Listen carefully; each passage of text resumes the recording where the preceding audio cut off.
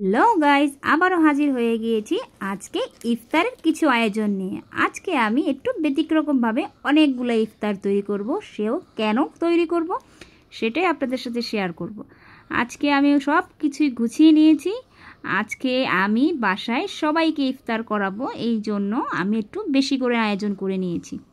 তো সবগুলো গুছিয়ে নিয়েছি আর সাথে রান্না করব কলা দিয়ে ইলিশ মাছের রেসিপি। তো প্রথমেই শুরু করে নিব বেসন থেকে শুরু করব, কারণ প্রথমেই বেসনটাকে আমি গুলিয়ে রেখে দিব।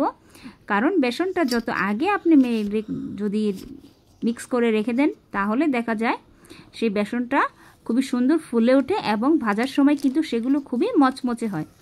তো আমি এখানে সব মশলাগুলো দিয়ে দিয়েছি। এখানে ফুড কালার দিয়েছি, ধনিয়া গুঁড়ো, জিরে গুঁড়ো, আর এখানে আমি ভাজা পরের একটা মশলা ছিল সেটাও দিয়েছি। তো এই পর্যায়ে লবণ, আদা, রসুন দিয়ে দিব আর সবগুলো মিক্স করে ময়ন করে তারপর আমি কিছুক্ষণের জন্য রেখে দিব। তো সব উপকরণগুলো আমি আগেই গুছিয়ে নিব, কারণ যদি উপকরণগুলো আগে গুছিয়ে না নেই তাহলে সময়ের অভাবে দেখা যায় সবগুলো কাজ সম্পন্ন করা হয় না। তাই আমি একটু আগেই সবগুলো গুছিয়ে রেখে দিব, যাতে সময় মতো সবগুলো ঝটপট করে নিতে পারি। আর রোজা আসছে, রোজা আসার পর কিন্তু আমরা কর্মব্যস্ততায় অনেকটাই ব্যস্ত হয়ে যাই, কিন্তু যখনই রমজান মাস শেষ পর্যায়ে চলে আসে তখনই কিন্তু আমাদের দাওয়াতের পাল্লা পড়ে যায়। হয় দাওয়াত খেতে যেতে হয়, আর না সবাইকে দাওয়াত করে খাওয়াতে হয়। তো আমার বেলা এখন সবাইকে দাওয়াত করে খাওয়াতে হবে, এই জন্য আমি সবগুলো আয়োজন করে নিয়েছি। আর আমি যেগুলো আজকে তৈরি করতেছি এগুলো সবগুলোই দেখা যায় সবাই পছন্দ করে আর কমন জিনিস, এই জন্য সবার জন্য এগুলো তৈরি করতেছি। আর আমার এই পাতার পেঁয়াজুটা অনেকেই পছন্দ করে, এই জন্য আমি এটা এই রেসিপিতে রেখেছি, তবে একটু ব্যতিক্রমভাবে। এখানে কিন্তু আমি আলু ম্যাশ করে নিয়েছি, পাতার সাথে আলু দিয়েছি যাতে সেটা খুবই মচমচে একটা মজাদার পেঁয়াজুর মতো হয়ে যায়, পাতার পেঁয়াজু। তো আমি এগুলো সবগুলো মিক্স করে দিব। তো প্রথমে পেঁয়াজ আর কাঁচামরিচ কিন্তু দিই নেই, সেটা আমি পরে অ্যাড করব। তো এগুলো সবগুলো মেখে একটু বেসন দিয়ে দিব। বেসন অল্পই দিব, কারণ পাতার পরিমাণে আলু দিয়েছি, এই জন্য বেসনটা কম দিলে হবে, যাতে একটু মচমচা হয়। তো এই জন্য আমি সবগুলো মেখে কিছুক্ষণের জন্য সবগুলোই প্রসেস করে রেখে দিব, যাতে আমি সহজেই ভেজে নিতে পারি। তো এই পর্যায়ে ভাজার পালা সবগুলো রেখে দিয়েছি, এক এক করে সবগুলো ভেজে নেব। তবে প্রথমেই আমি বুট রেসিপিটা করে নিব। বুট সিদ্ধ করে রেখে দিয়েছিলাম, সেগুলো এখন রান্নাটা করে নিব। তো প্রথমে পেঁয়াজ কুচিগুলো তেলে ভেজে তারপরে এক এক করে মশলাগুলো দিয়ে দিব। তো আমি কাঁচামরিচ অল্পই দিয়েছি, তবে কুচি করে দিয়েছি। তো এই পর্যায়ে সবগুলো ভেজে নেব। আসলে রমজান মাসে দেখা যায় খাবারের অনেকটাই লোভনীয় খাবার যদি না হয় তাহলে ভালো লাগে না। অনেকেরই পছন্দের খাবারের মধ্যে কিন্তু তেলের জিনিসটা অবশ্যই থাকে, আর সেটা যতই ক্ষতি হোক না কেন রমজান মাস আসলে কিন্তু আমরা সবাই একটু পছন্দ করে খেয়ে থাকি। আর সেই খাবারটাই আজকে রান্না করতে যাচ্ছি। তো সব সময় চেষ্টা করি বাসায় যদি কিছু আয়োজন করি একটু ব্যতিক্রম, কিন্তু কমন জিনিসগুলো দেখা যায় ঘরে ঘরেই মানুষ খেয়ে থাকে, পছন্দও করে, এই জন্য কমন জিনিসগুলোই আমি আজকের আইটেমে রেখেছি। তো প্রথমে বুটটাই রান্না করে নিব। আর বুটটা কিন্তু আমি এভাবে রান্না করলে শুকনো শুকনো আমার কাছে মনে হয় ভালোই লাগে।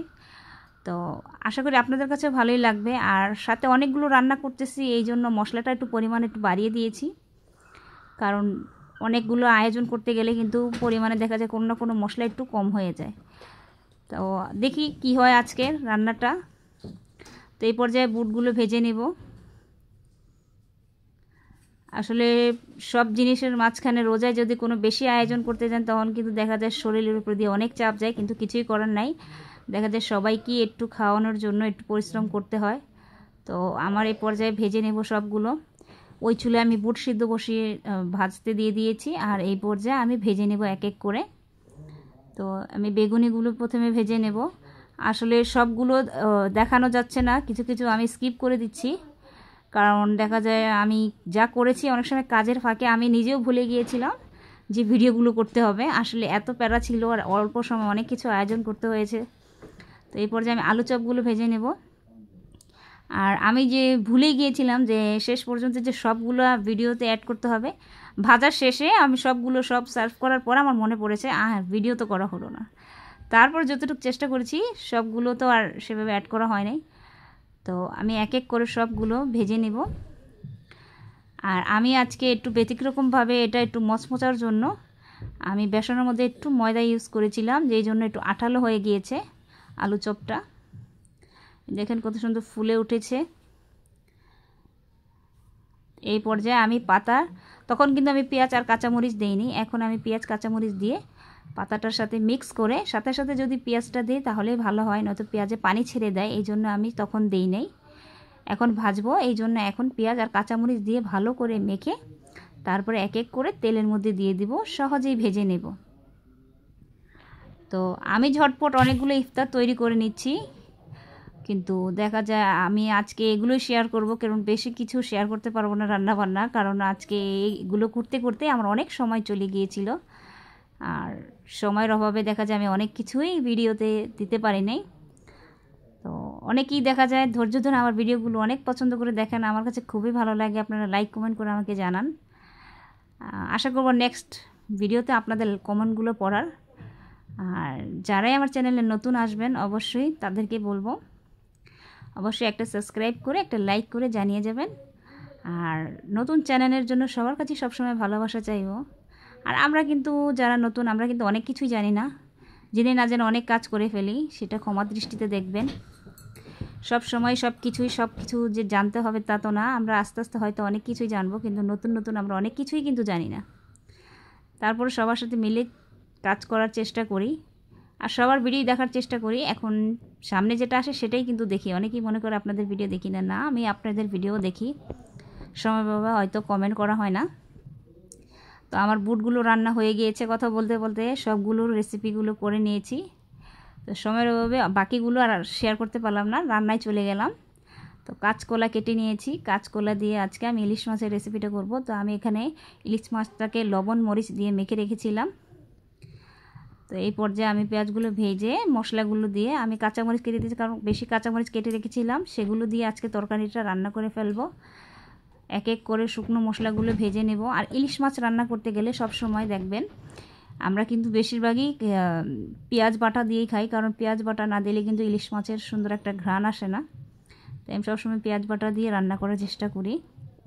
তো সব মশলাগুলো দিয়ে এই পর্যায়ে আমি একটু পানি অ্যাড করে মশলাটার মধ্যে সেই মাছগুলো রেখেছিলাম সেই মাছগুলো দিয়ে দিব, কারণ মাছটা আমি লবণ হলুদ মরিচ দিয়ে মেখে রেখেছিলাম, এই জন্য সেটা আর যাতে না ভাঙে সেই জন্য মশলাটা সহজেই মাছের মধ্যে প্রবেশ করতে পারে, এই জন্য আমি মাছগুলো এখন দিয়ে দিব।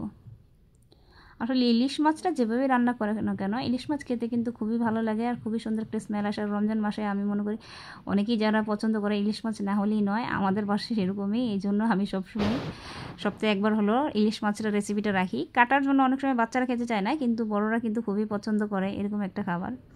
তো এক এক সময় এক এক সবজি দিয়ে রান্না করে ফেলি, তো খেতে কিন্তু ভালোই লাগে ইলিশ মাছটা। আর সহজে কষিয়ে নিলাম, আর কিছুক্ষণ ঢেকে কষিয়ে নেব।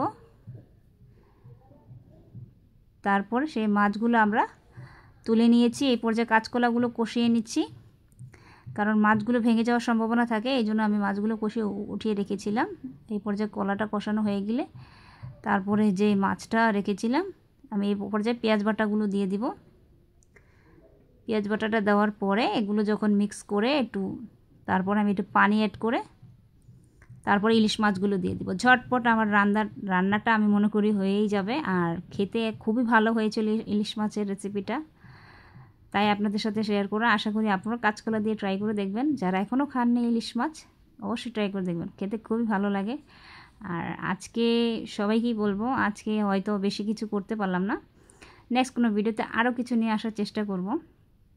আর সবাইকেই বলবো সবাই ধৈর্য ধারণ করে আমার ভিডিও দেখার জন্য সবাইকে অসংখ্য ধন্যবাদ। আর যারা এখনও লাইক দেননি অবশ্যই লাইক করে যাবেন আমার ভিডিওতে, তাহলে আমরা কাজের অনুপ্রেরণা পাই। আর আশা করি আপনাদের কাছে আজকের ব্লগটা ভালোই লাগবে। আজকে কর্মব্যস্ততায় যতটুকু পেরেছি শেয়ার করেছি আপনাদের সাথে। নেক্সট কোনো ভিডিওতে আবার হাজির হয়ে যাব, সেই পর্যন্ত সবাই ভালো থাকবেন। আল্লাহ হাফেজ।